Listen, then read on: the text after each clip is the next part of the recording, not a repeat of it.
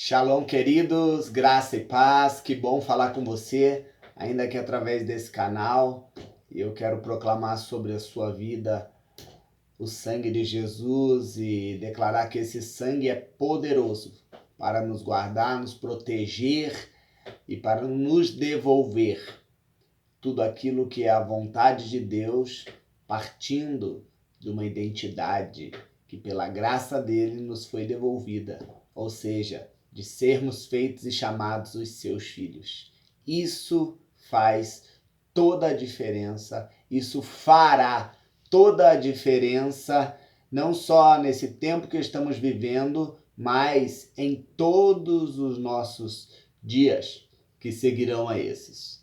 Então, receba cobertura desse sangue poderoso de Jesus, porque ele é o que mais nós precisamos e ele é o recurso mais poderoso que existe em todo o universo. Eu recebo esse sangue sobre a minha vida. Que bom poder estar falando com você ainda aqui por esse canal, através dessa mensagem. Temos vivido dias desafiadores, se assim podemos dizer, né? Dias novos para todos nós, dias onde algumas coisas entendemos e muitas outras não entendemos, algumas coisas aceitamos e tantas outras não aceitamos, dias desafiadores para nós. E no meio de toda essa bagunça, essa baderna, das incertezas, das dúvidas, nós precisamos colocar o nosso coração, o nosso espírito, a nossa alma, o nosso corpo e todo o nosso ser no Senhor, porque Ele pode fazer por mim e por você muito mais, além daquilo que nós podemos entender, até mesmo compreender e querer. E Ele está trabalhando ao nosso favor. E a Bíblia nos dá uma dica que Deus trabalha em favor daqueles que nele esperam. Então, se eu e você conseguimos esperar em Deus, Ele trabalha e trabalhará a nosso favor, ainda mais do que Ele já tem trabalhado. Amém? Eu quero compartilhar com você uma palavra, não quero me estender muito, mas quero pontuar algumas coisas breves para você e para mim, a fim de que o nosso entendimento seja fortalecido, a fim de que a nossa fé aumente e a fim de que a gente possa se manter firmes num propósito a qual Deus nos chamou para estar. Amém? Então, esse é um tempo onde eu estou chamando ele de tempo de transição. A Bíblia, ela é um livro muito rico. A Bíblia é um livro que fala de muitos assuntos e o assunto principal da Bíblia é Deus, a sua vontade, que desde sempre perpassa ou passa pelo seu Filho unigênito chamado Jesus Cristo, e que através dele, através do sacrifício que ele ofertou naquela cruz, ele nos devolveu para essa vontade. Então, a Bíblia é um livro que nós precisamos compreender cada dia mais como um livro que tem uma proposta de início, de meio e de fim. Teologicamente falando, nós podemos entender isso como uma tríade bíblica, onde existe a criação, que é a vontade de Deus, onde existe a queda, que é uma ação contrária à vontade de Deus, que tira ou deforma a vontade perfeita de Deus, e Deus, pela sua soberania, intervém nesse cenário deformado, nesse cenário que não está mais como ele gostaria que fosse, em virtude do pecado, e agora ele promove, através de Jesus, o seu Filho, aquilo que a Bíblia chama de redenção. Então a Bíblia é um livro que, de forma geral, nós podemos dividi-la em 3 grandes partes, ou seja, criação, queda e redenção. falando sobre redenção, que é basicamente uma ação de Deus que devolve o homem ao seu projeto original. Há quem diga que essa palavra redenção pode ser dividida ali e a gente pode entendê-la como de novo, Éden, vontade de Deus para o homem e ação. Então é uma ação de Deus que devolve o homem a um lugar, ou seja, ao Éden. Eu particularmente acredito no Éden geográfico, no Éden que a Bíblia narra como o ambiente que Deus criou para o homem, para o primeiro homem, para a primeira mulher, para a primeira família, um lugar onde eles governavam, um lugar onde eles se relacionavam de forma plena com Deus, o seu Criador, assim como um com o outro, e legislavam, estabeleciam as vontades de Deus a partir desse relacionamento com Ele em tudo o que dizia respeito ali a fazer aquele ambiente funcionar pela perspectiva da vontade de Deus. Eu acredito nesse Éden territorial, geográfico, mas acredito nos princípios que ali existiam e que perduram e que servem para qualquer outro momento da história, né? Então, 3 coisas principais eu percebo que existiam lá no Éden. O Éden era um ambiente existencial, porque Deus criou o homem para que ele estivesse no Éden e existisse a partir do Éden. O Éden é um ambiente funcional, porque o homem tinha funções, uma função, e a partir dessa função sacerdotal ele tinha tarefas que estavam sobre a sua responsabilidade lá no Éden. E o Éden também era um ambiente relacional, como falei, onde Adão e Eva se relacionavam tanto com Deus diariamente, mas um com o outro, e cresciam e vivenciavam esse propósito juntos. Uma vez que o pecado entrou na história da humanidade e trouxe deformidade ao plano perfeito de Deus, então a Bíblia vai começar a nos sinalizar uma vontade de Deus ligada à sua soberania, que a Bíblia chama de redenção. Se você puder e repetir essa palavra a fim de que a gente possa memorizar o assunto principal desse encontro, diga comigo: redenção. É isso mesmo, redenção.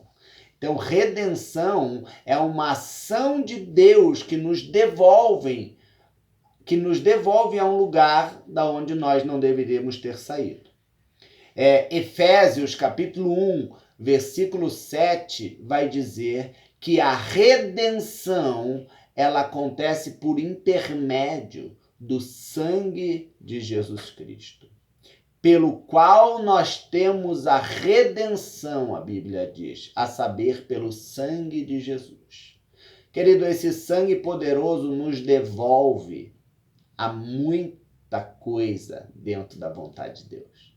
Mas esse sangue poderoso nos devolve principalmente a oportunidade de sermos feitos, chamados filhos de Deus, como diz João, capítulo 1, versículo 12. Porque tudo na nossa vida gira e orbita em torno da nossa identidade. Uma vez que nós não sabemos quem somos, então nós podemos aceitar muitas vozes na nossa direção propondo uma identidade. E isso inevitavelmente vai acontecer.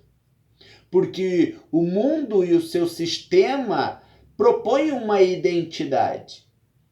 O pecado propõe, e a partir das suas práticas também propõe uma identidade. E Deus, que é perfeito, soberano e idealizador da nossa história, também nos propõe uma identidade.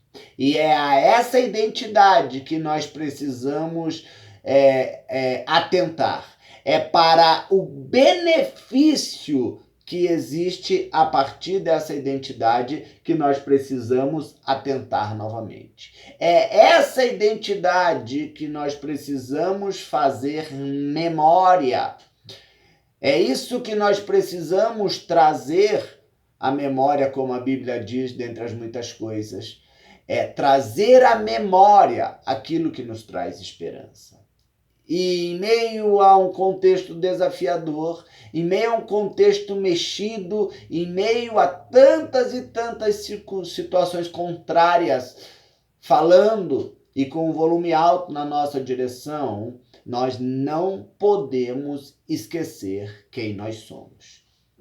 E a Bíblia diz que pela fé nós podemos continuar, acredito que esse seja o nosso caso, a sermos feitos filhos de Deus, e a partir dessa identidade, a partir dessa paternidade, nós sabermos que nós temos alguém que está cuidando de nós, além dos cuidados humanos, naturais e temporários que nós temos. Deus é o nosso Pai eterno. Ele idealizou a nossa vida para todo sempre. E o cuidado dele não é de 6 em 6 meses, não é de mês em mês. O cuidado dele é integral. Todo dia, o dia todo e para sempre. Pelo menos esse é o Deus Pai que a Bíblia apresenta.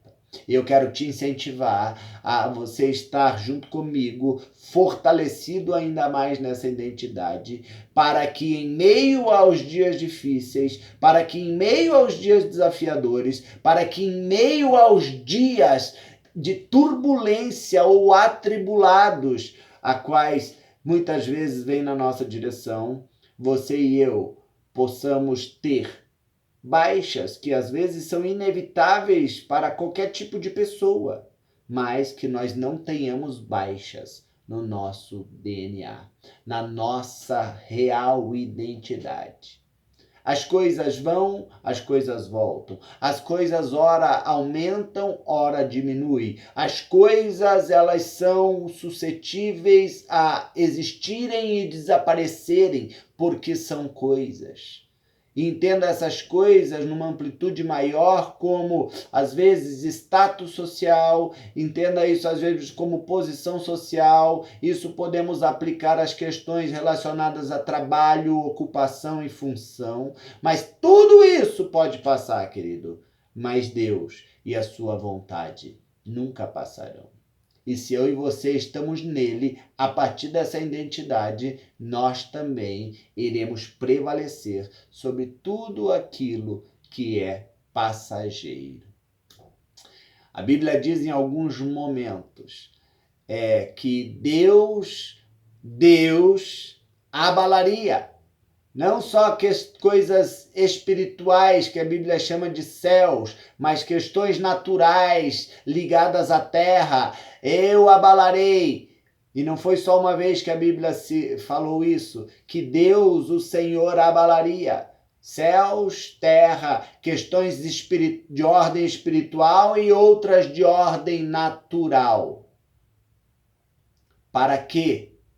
Para que só aquelas que estão dentro da sua vontade permaneçam. Vou abalar céus e terra para que as coisas inabaláveis se sobreponham. Querido, que a Bíblia leva-nos a entender que aquilo que é abalável, aquilo que é natural, aquilo que é passageiro, aquilo que é construído pela mão dos homens, aquilo que é de ordem da intervenção e da operação humana, isso tende a se abalar, isso vai se abalar. Ora a economia está lá em cima, ora está lá embaixo. Ora você tem garantia de um trabalho, de um emprego, ora você não tem mais. Ora o seu salário está propenso a aumentar, ora ele está propenso a ser reduzido. Todas essas são questões e coisas da ordem natural. Mas existem coisas da ordem espiritual que elas podem nunca ser abaladas. E a principal delas é essa identidade de filhos de Deus. A fé que nos leva a tomar posse desse benefício, dessa identidade, ela traz certezas. A fé bíblica é uma fé de certezas. A fé bíblica é uma fé de certezas. Pela fé, certamente, nós acreditamos. Pela fé, certamente, nós estamos firmados no Senhor e na sua vontade. A fé não é a certeza apenas de coisas que podemos ver, mas é principalmente a certeza daquilo que nós não vemos, mas que, por ora, também aguardamos. Esse é o movimento da fé, é um movimento de certezas. A Bíblia também nos fala em Hebreus 11 que pela fé nós entendemos. E essa palavra entendimento está ligada a inclinar-se. Assim como um vento bate numa árvore e essa árvore se inclina pela interação com aquele vento, da mesma maneira, a Bíblia diz que a fé que vem por ouvir a voz de Deus é um estímulo à voz de Deus que nos sugere se inclinar para uma direção. Querido, esses são tempos, dias, onde nós precisamos ainda mais estar firmado nele e convictos de quem ele é e convictos de quem nós somos nele. O livro de Números apresenta no capítulo 23 um versículo que, para mim, pelo menos parece que é a base que sustenta todo o restante do que está escrito na Bíblia. E lá diz que Deus não é homem para que minta, e nem tampouco filho do homem, ou como filho do homem, para que se arrependa. Esse arrependimento está ligado à perfeição. Deus não precisa se arrepender, porque ele é perfeito e a sua vontade, incluindo o seu juízo, também é perfeito. Então Deus, ele não está suscetível a oscilações. Deus não é levado pela economia humana, Deus não é levado pelos fatores naturais, nada da ordem natural e nem tampouco da ordem espiritual podem mudar, abalar ou corromper Deus, que é incorruptível. Tendo falado o Senhor, assim se cumprirá, a Bíblia diz. Então, em meio a tudo isso que nós estamos vivendo, precisamos atentar ainda mais àquilo que está saindo da boca do Senhor a nosso respeito. Sabe, esse vídeo, essa interação aqui com você, querido, não é para trazer nada novo, nada muito relevante para você, mesmo que nós estejamos vivendo dias novos para nós, mesmo que estejamos vivendo tempos que não são comuns para nós, mas o que está sendo falado para você aqui não é nada novo, porque são coisas que na nossa relação nós já temos falado dia após dia, semana após semana, e nós não podemos e nem devemos ser pegos de surpresa, ou pelas surpresas que chegam a nós sermos afetados, abalados por elas. Nós devemos continuar seguros, firmes no Senhor e na sua voz, porque o que ele falou, ele é fiel para cumprir. Aleluia! Como é bom ter certezas de que Deus é o nosso Pai e que ele está nos guardando num lugar seguro, num lugar protegido, num lugar onde o mal, as trevas, num lugar onde nem as circunstâncias podem nos afetar. Que lugar é esse? É debaixo da cobertura do sangue de Jesus. Quero fazer com você uma declaração de fé. Se você está me ouvindo, se você está comigo nessa mensagem, eu queria que você, pela fé, assim como eu, dissesse o seguinte, declarasse o seguinte: o sangue poderoso de Jesus Cristo está sobre a minha vida. O sangue poderoso de Jesus Cristo me livra de todo o mal. O sangue poderoso de Jesus Cristo é o sinal da nova e perfeita aliança que ele fez comigo e eu também, pela fé, decidi fazer com ele.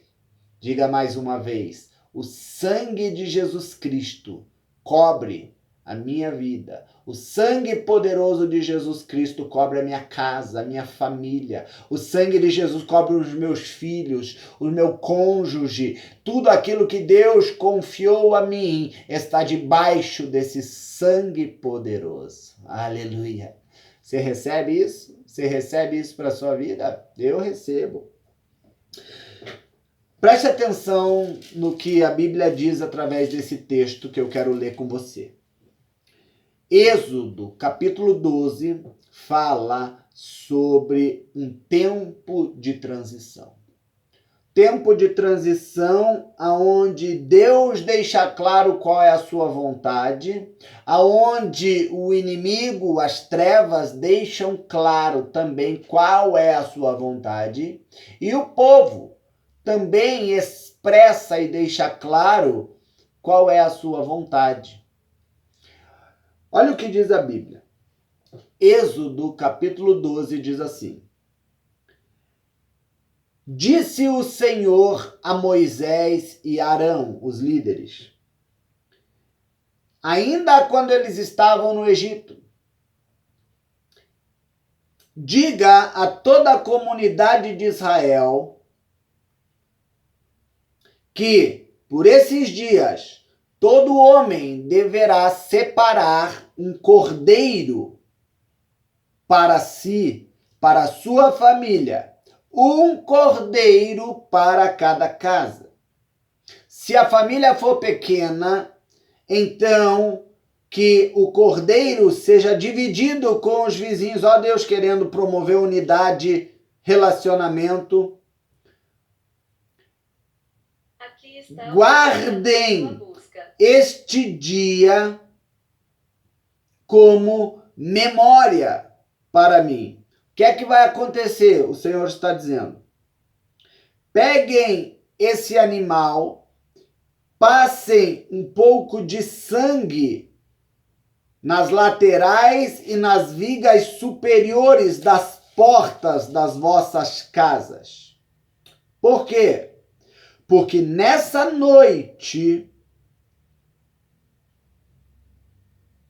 a morte passará por esse lugar. E as casas que estiverem sinalizadas pelo sangue do cordeiro morto receberão livramento de mim. Nessa mesma noite, comam a carne assada no fogo, com ervas amargas e com pão sem fermento. Não deixe nada sobrar para o outro dia. Deus está falando sobre dependência dele. E o versículo seguinte diz: ao comerem o cordeiro, as ervas amargas, o pão sem fermento, estejam prontos para saírem do Egito. Como eles deveriam sair, a Bíblia diz: cinto no lugar, sandálias nos pés e cajado na mão. Comam depressa. Esta é a Páscoa do Senhor. Aleluia. O povo era escravo do Egito, do sistema do mundo, e agora Deus, o seu Criador, o seu Pai de amor, está olhando para a situação deles, vendo eles numa situação de vulnerabilidade, risco extremo e de escravidão máxima, e olhando para essa situação, olhando para essas pessoas e dizendo: não foi para isso que eu os criei. Então Deus vem e decide intervir nesse contexto E faz isso através de orientações claras. Deus levanta, como você conhece a história, os seus intercessores, levanta homens que aos olhos humanos não eram habilitados e nem capacitados, caso de Moisés, assim como de Arão, mas Deus, ele capacita aqueles que ele escolheu. Então, ele, através de Moisés, o escolhido, o líder, o libertador, ele vai lá e começa, em primeiro lugar, a confrontar o poder das trevas, exercido ali através da figura de Faraó. E ele começa a dizer às trevas, a Faraó, que o povo dele não vai permanecer naquela situação. E começa a dizer a Faraó que o povo vai sair daquele contexto. Faraó, fazendo o papel dele, está resistente a essa vontade de Deus. Faraó está ainda mais decidido a manter aquele povo mais preso e aprisionado e escravo do que já eram. Então, Deus, nos momentos finais dessa intervenção, que é longa, você lê a Bíblia no livro de Êxodo, e você vai ter bastante clareza sobre isso, mas nos momentos finais de todo um diálogo entre Deus, Moisés e Faraó e o seu povo, Deus começa a dar direções específicas ao povo a fim de cumprir ou ir concluindo o seu propósito de libertação. E chega o momento onde Deus diz, vai acontecer. E eu vou ter que fazer, eu vou ter que promover o meu povo, eu vou ter que mudar o status dos meus filhos de escravo para livres através de um processo, através de um caminho. Esse caminho é um caminho do deserto, onde eu vou ensinar vocês muitas coisas, mas antes de vocês começarem a andar por esse caminho, eu vou ter que trazer juízo sobre o Egito. Querido, o mundo sempre foi também alvo do juízo de Deus. Muitas coisas na ordem do juízo de Deus trazer julgamento está apontado para o mundo.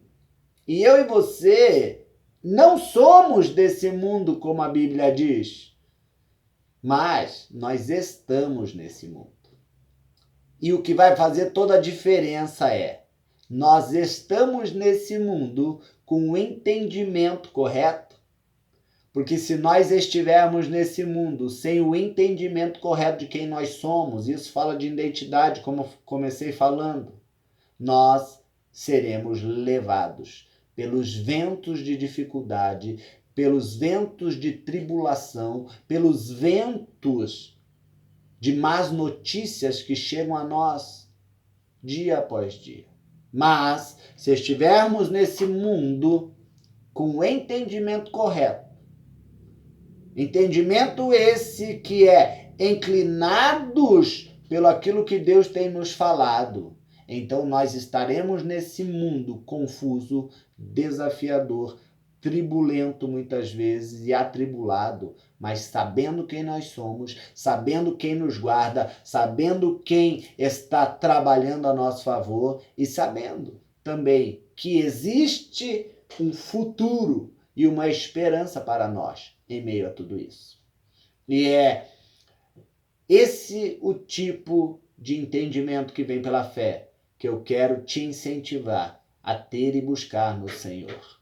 São as certezas que a fé promove.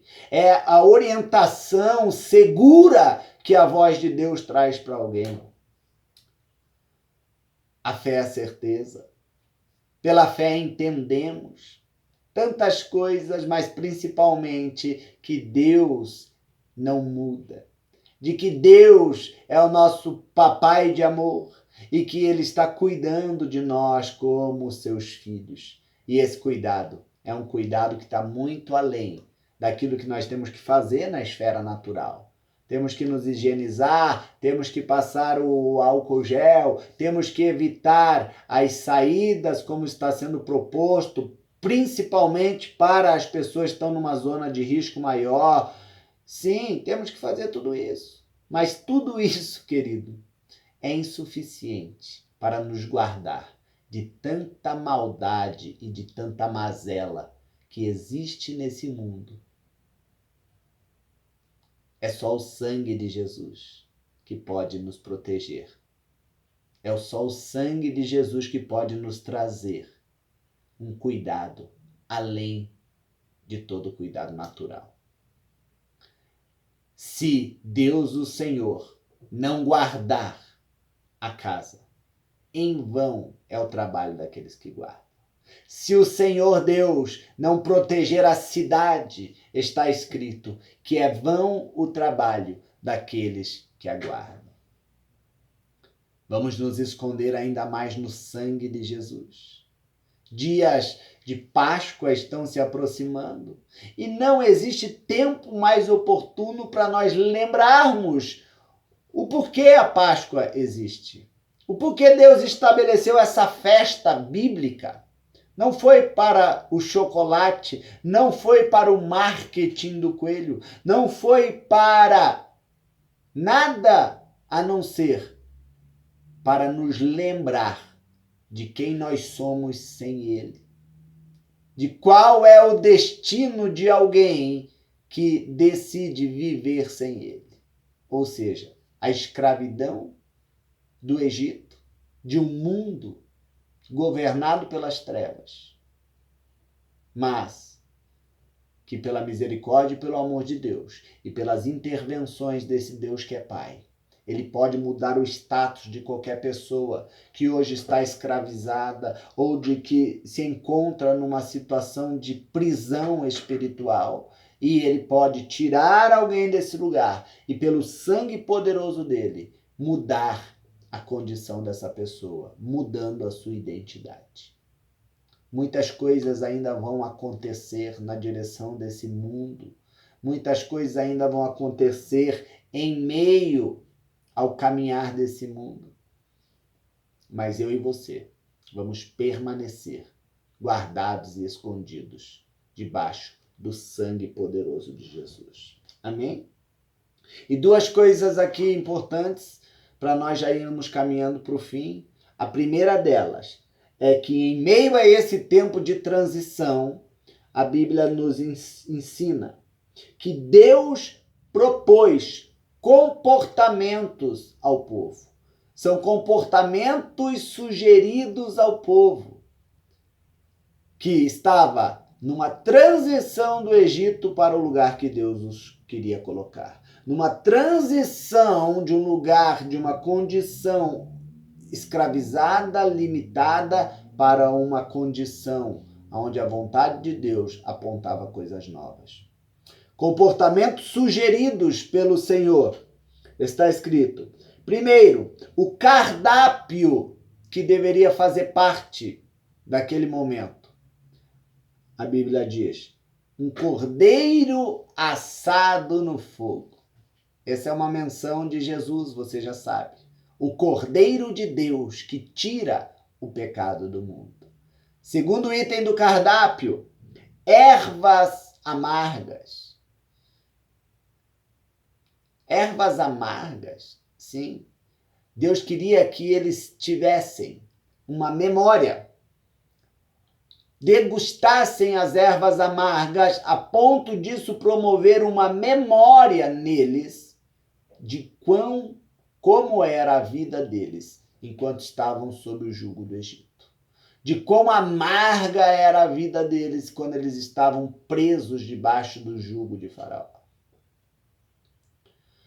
E a terceira coisa do cardápio, o terceiro item, o terceiro elemento, eram o pão sem fermento. O pão sem fermento, dentre os muitos motivos, é porque não daria tempo de o pão passar pelo processo da interação com o fermento, onde precisaria descansar, onde precisaria ficar um tempo ali de resguardo para crescer. Deus estava com pressa de libertar aquele povo, porque o juízo de Deus viria e viria sobre todos os que não tivessem uma aliança com Ele.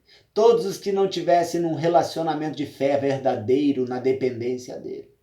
Então Deus estava com pressa e não dava nem tempo de fazer a preparação do pão adequado com o fermento.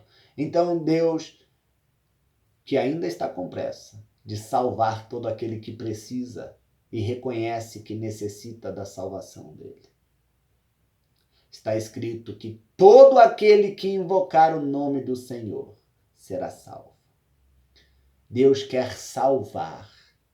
Deus quer, através da salvação, devolver pessoas ao seu propósito. Deus quer, em meio às intervenções de salvação, em meio a tempos de transição, promover iniciativas de salvação que vão tirar pessoas da condenação e do juízo do Egito para levá-los a uma vida de liberdade verdadeira, idealizada desde sempre por Deus, o Pai, para os seus filhos. Se você conhece alguém que está precisando de ouvir que Deus a ama, que em meio a esse tempo ela pode ter um lugar seguro, um lugar de proteção soberana debaixo do sangue de Jesus. Se você conhece alguém que ainda não está escondido por esse sangue, eu quero te incentivar a você compartilhar uma mensagem da parte de Deus. Pode ser essa ou pode ser qualquer outra que traga a ela certezas que ela precisa em meio a um momento como esse que estamos vivendo. Em meio às incertezas do mundo, existem as certezas que vêm da boca de Deus. Em meio às dificuldades, as oscilações desse mundo, existem as constâncias que vêm do caráter de Deus. Ele falou e ele prometeu e ele cumprirá tudo aquilo que ele disse. Aleluia. Uma outra coisa interessante nesse texto ligado à Páscoa é de que a vontade de Deus também está ligada a como nos comportamos em meio a tudo isso. Olha como Deus queria que aquele povo comesse a Páscoa. Como aquele povo participasse daquela refeição, uma refeição que era para estimular a memória deles, de quem eles eram no Egito, de quem os tirou de lá e através de quem Deus os tirou de lá, e assim como para onde Deus estava propondo. Qual era o destino deles a partir de sair de lá. Então, no meio dessa refeição, Deus pede a eles que eles se alimentem da seguinte maneira. Primeira coisa, que o cinto deles estivesse no lugar. Que a sandália deles estivesse nos pés. E que o cajado estivesse na mão. O cinto fala de verdades. A Bíblia diz em Efésios que dentre os itens da veste do cristão, da veste do Filho de Deus que enfrenta guerras, a Bíblia fala que lá em Efésios que essa veste sugerida por Deus é uma armadura. Usamos armaduras em meio à guerra. Usamos a armadura quando temos que confrontar o inimigo, participando da guerra. E esse cinto fala da verdade. Cingi-vos com o cinturão da verdade. Querido, eu e você precisamos manter a nossa liberdade verdadeira alcançada pela fé em Cristo Jesus, continuando a sustentar verdade. Eu preciso ter um coração quebrantado, reconhecendo quem eu era, reconhecendo quem eu era sem o Senhor. Eu tenho certeza que a maioria das pessoas que vão ouvir essa mensagem, se fizerem um mínimo de reflexão sobre a sua própria história, vão ver, e talvez não num tempo muito distante, que era uma pessoa completamente diferente da que é hoje. E só é a pessoa que é hoje. Só pode desfrutar do que desfruta hoje. Só pode ter o que tem hoje por causa da graça e da misericórdia de Deus. Querido, é muito mais do que tempo de defendermos aquilo que temos, aquilo que possuímos. É tempo de nos quebrantarmos e confessarmos que mesmo com tudo que Deus já nos ampliou, nos confiou, nós continuamos sendo nada sem Ele. Nós precisamos dele. Essas verdades precisam fazer parte do nosso entendimento e da nossa vida de fé nele. Sem ele nós não somos ninguém. Sem ele nós nunca fomos ninguém. E sem ele nós também não seremos ninguém. Esse é tempo de nós nos apegarmos ainda mais a ele. Ele é o nosso refúgio. Ele é a nossa segurança máxima. Ele é o nosso socorro bem presente em todo o tempo, mas também e principalmente nos momentos de angústia, a Bíblia diz. Então, vamos passar por esse tempo com esses comportamentos sugeridos. Se cerque de verdades. Estamos expostos a tantas coisas na mídia, tantas notícias, tantas inverdades, tantas incertezas, tantas mensagens de dúvida. Esses jornais, seja da televisão, seja os noticiários impressos, sejam via internet, tudo isso está vindo com um poder tão grande de nos desestimular, de nos enfraquecer na fé, de nos amedrontar. E a Bíblia está dizendo, e o Senhor está nos dizendo, se cerque de verdades. Verdades. Coloque o cinto, coloque a verdade como um cinto, se cerque das verdades que saem da minha boca, porque elas podem te levar além da dúvida, da crise, das incertezas. Quem recebe isso? Aleluia, eu recebo para mim mesmo. As sandálias nos pés. Isso fala de andarmos segundo o que a Bíblia nos propõe, de andarmos segundo o que as Escrituras nos ensinam. Vestir os calçados, em algumas traduções dizem exatamente as sandálias do Evangelho da paz. Ei, o que vai trazer paz para mim e para você, paz verdadeira, não é outra coisa a não ser o Evangelho, a mensagem da boca de Deus, a mensagem que Deus trouxe à humanidade através de Jesus Cristo, o Senhor. É isso, é essa mensagem que tem o poder de nos trazer uma paz que vem e nasce de dentro para fora. Não é paz circunstancial que o dinheiro traz, não é paz circunstancial que a posição social, o emprego ou outras coisas que são importantes trazem a nós. Mas o Evangelho é uma mensagem que sai da boca de Deus, inspirada pelo Espírito de Deus e que traz uma paz poderosa de dentro para fora.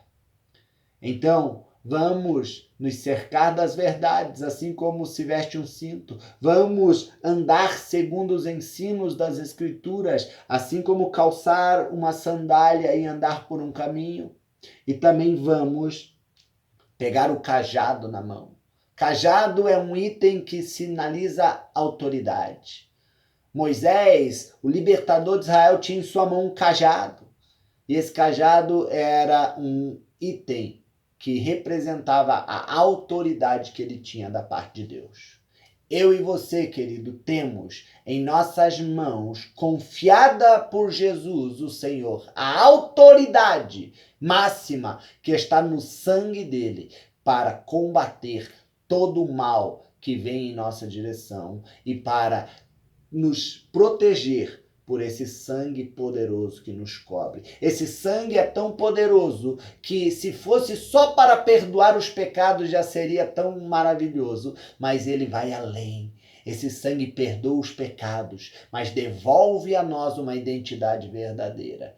E esse sangue nos devolve ao lugar da fé, da consciência, ao lugar de entendermos quem nós somos e da onde nós viemos e também para onde estamos indo. Porque dele, por ele e para ele continuam sendo todas as coisas. Eu quero entregar a minha vida ainda mais aos cuidados dele.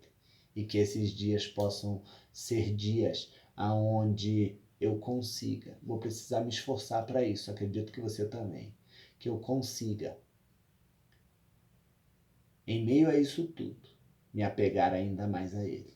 Me fortalecer na fé, para que eu possa cumprir o propósito para o qual eu existo e o chamado a qual foi feito a mim com mais excelência ainda.